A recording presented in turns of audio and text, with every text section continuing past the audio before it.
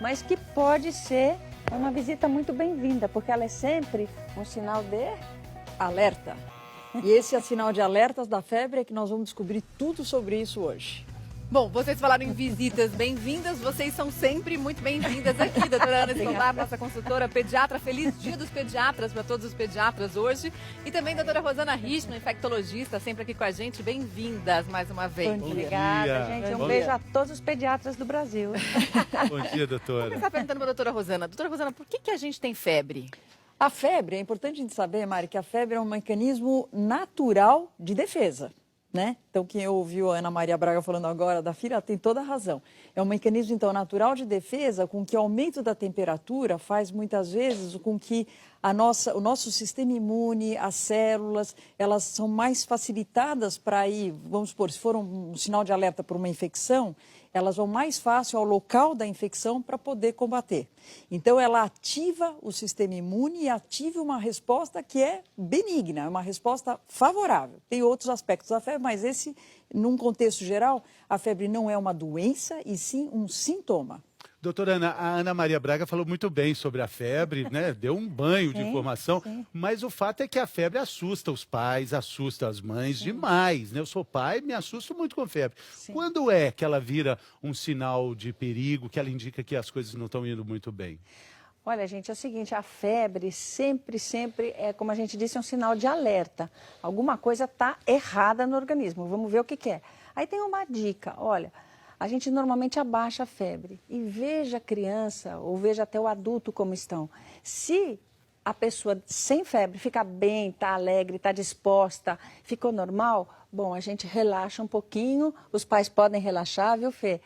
Dá para a gente aguardar. Agora, se quando abaixa a temperatura, a criança ou o adulto estão moles, respirando rápido, não estão se sentindo muito bem, aí é um sinal de alerta e o médico precisa ser avisado. Então precisa ficar bem depois que termina a febre, né? Exatamente. Ah, o menino tá bom, acabou a febre. Aí vai ficando mais assim, a febre tá voltando, né? É isso aí. Isso é o que é o normal, né? Nós vamos para as ruas agora, já vamos ver as dúvidas, imensas dúvidas. A Sabina Simonato foi muito bem acompanhada para as ruas de São Paulo, com a doutora Ana Escobar, para ouvir as muitas dúvidas que pais, mães, pessoas de todas as idades têm sobre a febre. Ih, tô te sentindo quente. Ah, é febre, viu? Nessa hora em que a temperatura começa a subir, aumenta também a nossa preocupação, né? Afinal de contas, o que a gente faz numa hora dessas? Toma banho, se enche de coberta, toma remédio? E aí, hein? Você sabe identificar quando ela tá com febre? Sim, eu dou um beijinho na testa dela e a minha boca já na hora percebe que ela tá mais quente que o normal. É só pegar na mão, sinto gelado, é febre. Ah, eu coloco a mão aqui, tô aqui. Tá quente, aí eu ponho o termômetro. Para tirar a dúvida, nada melhor do que o termômetro mesmo. Colocamos o termômetro nela, 37,5. Vai remédio ou não? Não. Não dá remédio, mãe? Não. Eu espero subir mais um pouquinho. A partir de quanto você dá remédio? 37,8 mais ou menos. Aí deu 37, eu já ponho o remédio. Dá remédio com 37,5. Eu dou remédio, tem mães que não dão, eu já entro com antitérmico. 37,8. O que você faz? Fico preocupado. Dá remédio ou não dá? Ainda não. Com 37,8 não. A partir de que temperatura é para tomar o antitérmico? Daqui a pouco a gente responde. Antes, vamos responder uma perguntinha do nosso auditório virtual que chegou agora, do José Dutra. No inverno, estamos mais suscetíveis à febre? Não, no inverno a gente está mais suscetíveis a infecções respiratórias, que acabam causando febre, mas não necessariamente por causa do inverno a gente vai ter mais febre. Pelo contrário, eu te diria que se você tiver um alto verão, na praia, com uma temperatura muito alta e tomou sol o dia inteiro, é capaz de você ter febre. Insolação pode dar febre. Insolação pode dar febre, mas não por causa infecciosa, por outra causa. Então não existe uma relação do inverno com a febre, mas sim uma relação do inverno com mais doenças infecciosas respiratórias. Vamos entender, então, na nossa mesa holográfica aqui, o mecanismo da febre no nosso organismo. Está aqui o nosso corpo, supomos que ele seja atacado por um vírus ou por uma bactéria que vai causar algum problema. Entrou no corpo. Certo. E aí? Então, o agente agressor entrou no corpo, o nosso sistema imune tem que reconhecer isso e para melhorar o aporte, a resposta de defesa, nós temos um órgão chamado que fica no cérebro, né? E a partir daí você acaba tendo uma resposta, dentro do cérebro tem o hipotálamo, que é uma estrutura, e a partir daí ele é um termorregulador. E se a gente fosse ver aqui de frente, onde estaria o Ele hipotálamo? está bem no meio, aqui no meio da sobrancelha, se você entrar por aqui você vai ver o hipotálamo. Mas vamos que mostrar é uma aqui no estrutura, cérebro maior, então, para a vamos gente mostrar ver o que fica melhor pra recorte gente do cérebro entender. do nosso lado. Vou até tirar esse daqui para a gente poder Isso. ficar só com o nosso cérebro aqui. E aí a gente vai tirar aqui para ver a Exatamente. estrutura Então, do nós hipotálamo lá no abrimos meio. o cérebro, né? E bem aí no meio, vocês estão vendo uma estrutura que parece mais ou menos uma nossa, onde é o hipotálamo. Esse hipotálamo, ele recebe, através da temperatura do sangue, ele recebe informação se ele tem que aumentar a temperatura ou diminuir a temperatura, dependendo da situação. A nossa temperatura normal é de 36,5, Vamos ver a né? temperatura normal aqui. Ele recebeu a informação, então, de que entrou um agente agressor e vai fazer o quê? Ele vai subir a temperatura exatamente para favorecer a resposta de defesa. E muitas vezes a gente vê que no início da febre as pessoas ficam com as extremidades frias, que de novo é um mecanismo de defesa, porque eles favorecem o aporte de sangue para os órgãos nobres, para o coração, para a cabeça. Então o sangue vai, o fluxo está indo para outro lugar exatamente como uma defesa. Então a febre inicial é sempre um mecanismo positivo, né? Por isso fica toda essa discussão em que momento a gente deve dar o hipotérmico. Pois é, em que momento? Essa foi uma das perguntas que a Sabina Simonato mais ouviu nas ruas de São Paulo, junto com a doutora Ana, né? Sim. Foi bacana a reportagem, Não, foi né, doutora? muito legal, muito Agora- legal. Agora vamos ver essa outra parte, que aí sim, doutora Ana Escobar foi lá ajudar a tirar essas dúvidas. Vamos ver. Chegou a hora de saber a partir de que temperatura a pessoa deve tomar o antitérmico. Mas quem poderá nos ajudar? Tá aqui, doutora Ana. Explica pra gente, doutora. Com 37,8 você já pode sim dar um antitérmico, tá? Até 37,5 você pode aguardar um pouquinho, mas de 37,5 para cima pode dar um antitérmico. Tá, doutora, remedinho só acima dos 37,5. Mas o que você faz quando já sabe que é febre? Se agasalha ou não, mãe? Sim, Por quê? para não ter um choque térmico. Agora, de repente, ela começou a ficar com a boquinha roxa, ela tá sentindo um frio, treme. E aí? Deixa ela assim ou enche de roupa? Não vou encher de roupa, eu vou colocar alguma roupa. Encher de roupa se ela tava com febre, não, mas eu vou colocar alguma roupa nela. Põe bastante roupa. Bastante roupa. A blusa aqui com cachecol. Põe calça. Vamos pôr uma calça também. Também. O que mais? E coberta, se tiver. Uma roupinha básica, vai. Então- Coloca só uma calça Só uma calça e uma blusa. e uma blusinha. Por que você não esquenta ela? Porque senão eu fico com mais febre. Não é bem assim não, Luísa. Se a criança está tremendo, né, a temperatura está subindo, tudo certo agasalhar, tudo perfeito. Agora, quando a temperatura está baixando e ela está suando, você já deu antitérmico, aí você pode também botar no banhinho para ajudar a baixar. Bom, doutora Ana, então são duas fases diferentes da febre. Exatamente, a febre tem duas fases, gente. A primeira é quando a febre está subindo. Aí o que acontece? A gente está com frio. Ó, o Fê se enrolou na Tremendo, coberta. olha lá, ó. É esse Fala que nem o momento. Fê. Esse momento. Esse momento pode agasalhar, porque a gente está com frio. As bocas às É vezes um ficam roxas. brrr, se fosse a história de quadrinho, sabe? Exatamente. E aí a gente Nessa coloca a hora nossa agasalha. bonequinha, então, nessa hora, para trás da coberta. Que ela já tá Exatamente. agasalhada, a gente bota ela aqui debaixo da coberta. Exatamente. Não tem que deixar ninguém com frio quando está com febre subindo. Aí a gente dá um antitérmico. Por Quando exemplo, chega a 37,8. 37,8. De 37,5 para cima, 37,8, já podemos dar um antitérmico. Aí a gente dá um antitérmico. O que acontece? O hipotálamo lá volta para trás e a temperatura começa a cair. Nessa hora que a temperatura está caindo, o que acontece? O corpo tem que perder aquele calor que juntou. Aí a gente começa a suar. Aí a gente começa a suar. Nessa hora que a gente está suando, tira das cobertas. Tira da coberta. Tira da coberta. Porque senão vai ficar passando mal, Senão né? Vai ficar passando mal. O corpo tem que perder o calor. É que nem a gente tem que esfriar um café, tem que esfriar água. Doutora, a gente tem uma panela aqui mostrando Isso. exatamente isso, né? Exatamente.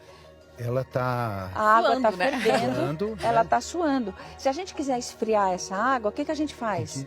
destapa a panela, né? Deixa o calor todo sair. Tá vendo? Sai a fumacinha, sai o calor. É isso que a gente tem que fazer com o nosso corpo. Desagasalha. E nessa hora não tem mais frio também, né? Não tem mais frio nenhum, ao contrário, a gente tem calor. Você está fazendo vasodilatação, a pessoa aí fica com a bochecha vermelha, a pele já mais avermelhada. Nessa hora, o banhinho ajuda. As roupas ficam ensopadas. As roupas ficam ensopadas, exatamente a hora que a febre está baixando, tá? Então, nessa hora, desagasalhar todo mundo. Tem mais pergunta do nosso auditório virtual, vamos ver de quem agora. Aninha, é verdade que não devemos dar um antitérmico de imediato para a criança? Não, na verdade, então, é o seguinte, depende da temperatura, gente. Se a criança está, então, com uma temperatura muito alta, de 37,5, 37,8 para cima, pode dar o antitérmico para a criança sim, tá? Lembrando que criança tem um risco, que é o risco da convulsão pela febre. Então, a gente sempre tende a baixar a febre nas crianças, tá? Agora, doutora Rosana, a gente sabe que é bom variar os remédios, né? Se a febre não baixar e a gente tiver que dar um novo antitérmico, não é bom repetir o mesmo antitérmico logo na sequência, né? É isso mesmo. Você começa, por exemplo, com um dos antitérmicos, né? E a gente tem um intervalo para usar o mesmo antitérmico, que é a meia-vida da droga, que a gente fala.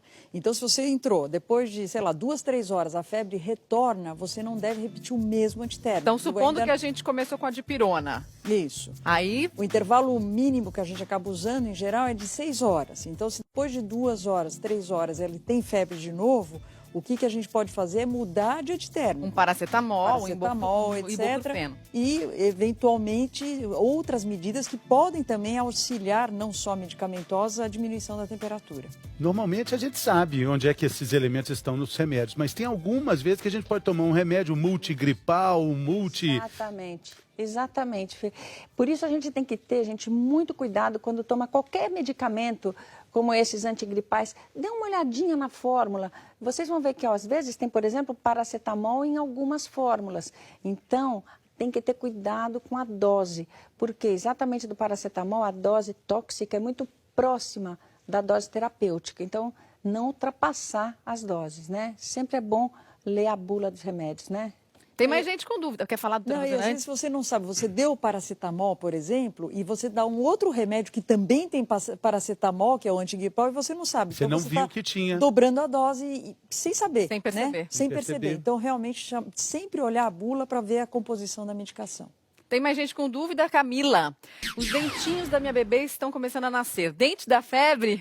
Ou é mito? Doutora Ana, esta é a campeã das perguntas, né? Para o pediatra. Vou contar para vocês, muita gente achava que sim, era mito, mas não, é verdade. Sabe que quando o dente está eclodindo, libera algumas substâncias que podem alterar um pouquinho a temperatura. Mas é uma febre baixinha, gente, é 37,5, 37,8, e a criança está pulando, está bem só incomodada com o dentinho. Nem vale a pena um antitérmico, Nem vale a pena um antitérmico, nem precisa, tá? Lembrar que nem toda febre é infecção, né? Por exemplo, a febre do dente é muito mais uma resposta inflamatória pela vinda do dente que qualquer outra coisa. Então, lembrar que nem toda febre é igual a infecção. Nós, infectologistas, dividimos em febre infecciosa e não infecciosa. Das não infecciosas pode ser inflamatória, pode, às vezes até por causa de algum medicamento que você está tomando, ele pode causar febre. Então, tem várias outras causas de febre. É isso aí. Muitas perguntas, né? Olha lá. É a Cíntia. Banho frio ajuda a baixar a temperatura? Olha só, vamos falar sobre isso daqui a pouquinho, depois do intervalo. Banho frio, banho quente ou banho morno? Você sabe? Vai saber daqui a pouco.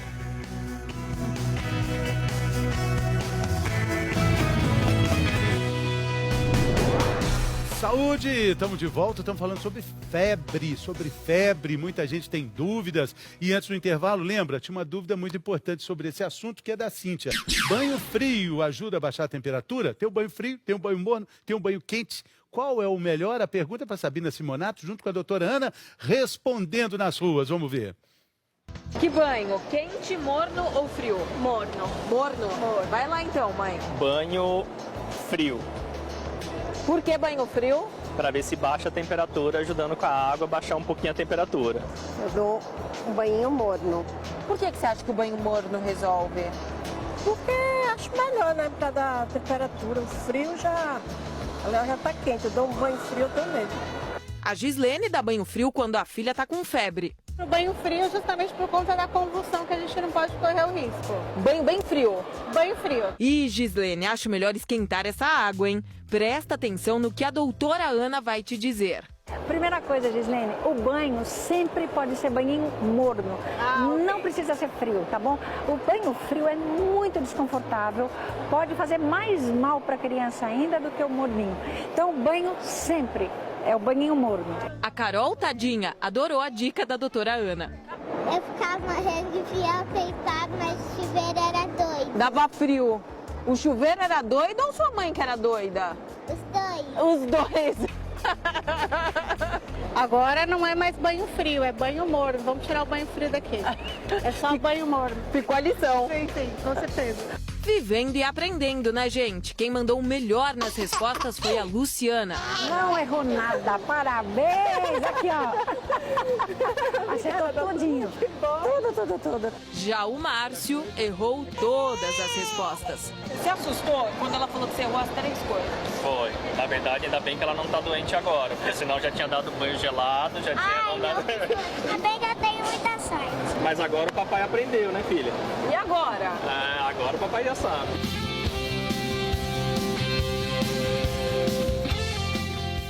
Ainda bem que ela tem sorte mesmo, né, doutora Ana? Senão já tinha tomado banho gelado. Então, para não restarem dúvidas, banho morno. Agora, morno, eu sempre achei, doutora Ana, que é uma coisa meio relativa. O que é um banho morno? Como é que a gente sabe que a temperatura tá morninha? Dá para sentir com o braço? Sim, é aquela temperatura gostosa, nem muito quente, nem gelado. É assim, é um morninho, mais até se a gente fosse pensar, mais para o frio um pouquinho, tá? Mas morno. É aquela água gostosa, quase assim, temperatura ambiente. Essa daí é a melhor. Água quente, quando a gente já está com febre, poderia realmente aumentar a nossa temperatura ainda mais? Pode aumentar, porque a água quente dificulta a gente perder calor. A hora ideal do banho, gente, é a hora que, o que acontece? A gente está fazendo vasodilatação e o calor está saindo. Se a gente coloca uma água quente, é que nem querer esfriar um café na água quente. Você não vai botar o café para esfriar na água quente. Você põe numa água morninha, que é o melhor para o nosso corpo. E o frio, por que é ruim? O frio é ruim porque nessa hora a gente tem que fazer vasodilatação, tem que botar o calor para fora. E no frio você vai fazer o contrário. Você vai fazer vasoconstrição, você vai manter o calor lá dentro também. Não é bom. E além do que é muito desconfortável. Muito desagradável. Então, um banhinho morno, temperatura ambiente, gente, é o mais gostoso, mais indicado e é o melhor para baixar a febre. Ótimo. O que não muda é o tempo, né? 5 minutos, de acordo com o padrão doutora Márcia Porcelli de banho. 5 minutos está valendo, ok, doutora? Está valendo. 5 minutos só. Pergunta da internet, chegou aqui, a Cindy. Quando criança, minha mãe colocava algodão com álcool embaixo do braço e fazia escalda-pés para baixar a febre. Isso realmente funciona? Hein? Olha, é muito comum essa prática, né? Que isso ajuda a baixar a temperatura, não tenha muita dúvida. Tem gente que até coloca o álcool aqui no pescoço, etc. O problema disso é que se você bobear e dependendo da pele, você pode até ter, primeiro, um pouco de absorção do álcool pela pele, né? Então, tomar cuidado, às vezes, numa criança, você coloca muito, a criança pode, inclusive, inalar ou absorver e ter outros eventos adversos. Então, assim, o ideal, quando está com a febre para valer, o ideal é realmente dar um antitérmico, fazer o banho morninho e essas outras medidas, realmente a gente não faz, né, com tanta... O objetivo é o mesmo, mas a gente não indicaria isso como primeira coisa. A gente prefere a medicação e o banho morno. Tem mais pergunta, vamos ver de quem agora. Hoje tá bombando, hein? Daniela da Costa Ramos Figo. Pano úmido na testa, ajuda a baixar a febre?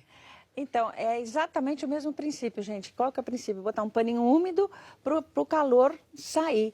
Mas insistimos em dizer, o banhinho morno é o mais eficiente. Porque aquele pano úmido, o que vai acontecer? Já ele vai ficar frio, vai dar desconforto também. Então, em vez de ficar botando pano úmido, molhando a pessoa vestida, põe embaixo do chuveiro, banhinho morno, 1000 vezes melhor, gente.